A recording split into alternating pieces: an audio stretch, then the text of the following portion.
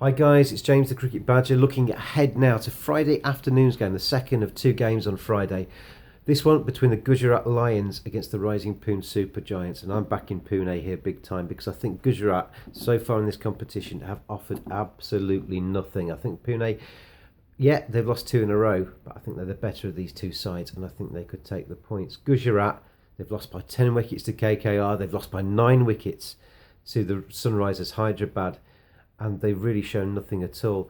They've shown the weakness in their strategy, I think. They've got four decent overseas batsmen. They've shoehorned those into the top of the order, and they're playing Indian domestic talent further down as they're bowling, and they've just not been able to stand up to the pressure. 10 wicket defeat, 9 wicket defeat just shows the bowling is not working. And we're looking for Brendan McCullum, Dwayne Smith, Jason Roy, Aaron Finch to really stand up and be counted, because so far we've had some cameos, but we've had nothing match winning. And Gujarat desperately need them to fire, because basically their game at the moment is they need to rack up a massive total and see if their weaker bowlers can defend it, and they've yet to do that. I can't see them doing that today. They do have some decent news though, that Ravindra Jadeja, the Indian all-rounder, is back into their side. He shores up their bowling a little bit, so it's going to add a little bit to their bowling attack. I don't think it's going to make a huge amount of difference.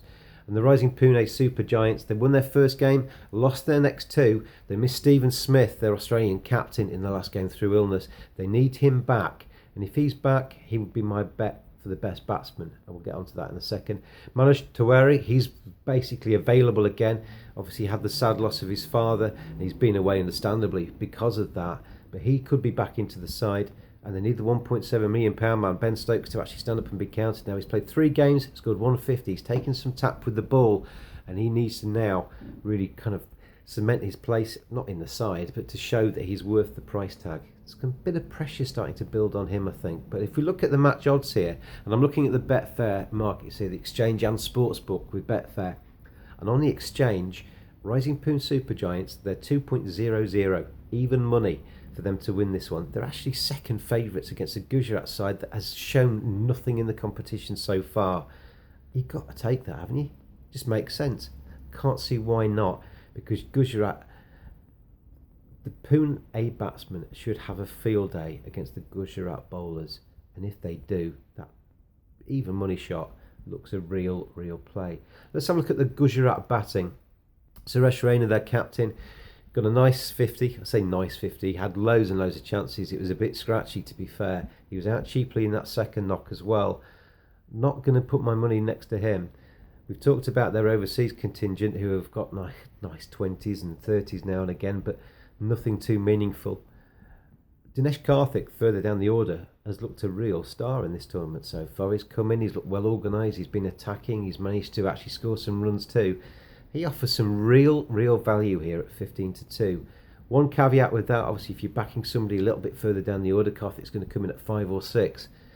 If the top 4 fire, he might not even get to the crease. So there is that risk, but you're playing that risk with the price. 15-2 on Karthik, who has looked really good in this tournament so far. I like that a lot. Rising Pune Supergiants, they're batting. We talked about Stephen Smith. They need him back, and if he is back, he's head and shoulders above everybody else in their side. He's 5-2 to be their top scorer, and you can't ignore that, can you? He's one of the best batsmen in the world, the Aussie. Elsewhere, Ben Stokes coming at number 4, 150 so far in this tournament. He's 5-1. That's a nice price too. Wouldn't put you off playing that. And the Ajinkya Rahane, their opener, what I like about him in T20 cricket, he plays sensibly. He plays down the line, he minimises the risks, he scores his runs in the power play overs with proper cricket shots, and as such gives himself more chance to really bed in and build an innings. At 13-5 though with Betfair, he's a little bit too short for me. So I'm going to be playing Stephen Smith there at 5-2, but wouldn't put you off Ben Stokes, wouldn't put you off Rahane if they're your preference. A market I do like here with Betfair is the total match sixes. Over 12.5 match sixes is available at 4-5. We've talked about some of the batting in this. This Rashcock pitch is a decent batting pitch, and I think some of these batsmen could actually find their feet. McCullum, Finch, Smith, Stokes, loads and loads of power hitters. Jason Roy. There's going to be some sixes in this game. Over 12.5 match sixes at 4-5 is a bet I really like. I think that will land. And another market I've been looking at here, first time I've really looked at this market so far, to be fair, is the man of the match market. And yes, it's a little bit of a lottery because anybody can be man of the match. But Imran Tahir and his leg spin bowling has really appealed to me. He's making himself a star in this IPL with his celebrations. They're becoming legendary. But that shouldn't mask the fact that his leg spin bowling has been absolutely magnificent so far. He's got it on a string. He's troubling everybody that he's bowling against. And at 14 to 1 to be man of the match, we've seen him before, a couple of quick wickets, 3 quick wickets. It changes the game and he could be man of the match. 14 to 1 is a great price. Others are available, obviously, all the players are available. Have a look down that list. Take a couple you fancy, put half stakes on them, and you've got a bet that lasts you all the way through the game. And we're trying to bet, aren't we, to win a bit of money, but we're betting to enjoy the IPL.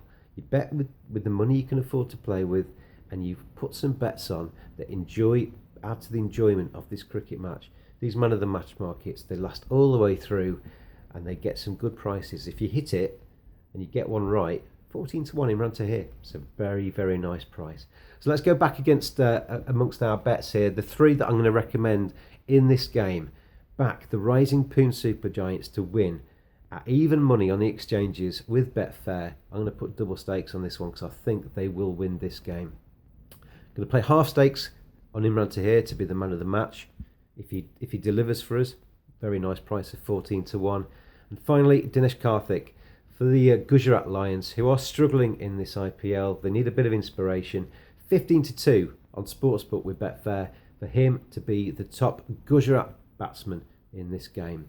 Enjoy the game, enjoy the IPL. I wish you every success with all of your bets, but gamble responsibly. Have a good time.